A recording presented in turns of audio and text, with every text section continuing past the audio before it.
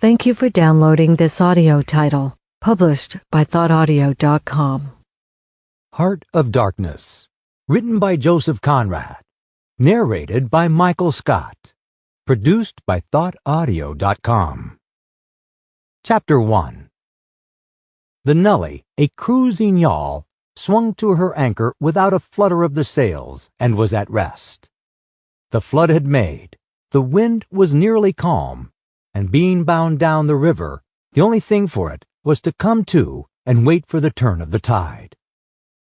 The sea reach of the Thames stretched before us like the beginning of an interminable waterway. In the offing, the sea and the sky were welded together without a joint, and in the luminous space, the tan sails of the barges, drifting up with the tide, seemed to stand still in red clusters of canvas sharply peaked, with gleams of varnish sprites. A haze rested on the low shores that ran out to sea in vanishing flatness. The air was dark above Gravesend, and farther back still seemed condensed into a mournful gloom, brooding motionless over the biggest and the greatest town on earth. The director of companies was our captain and our host. We four affectionately watched his back as he stood in the bows looking to seaward. On the whole river there was nothing that looked half so nautical. He resembled a pilot, which to a seaman is trustworthiness personified. It was difficult to realize his work was not out there in the luminous estuary, but behind him within the brooding gloom. Between us there was, as I have already said somewhere, the bond of the sea. Besides holding our hearts together through long periods of separation, it had the effect of making us tolerant of each other's yarns and even convictions.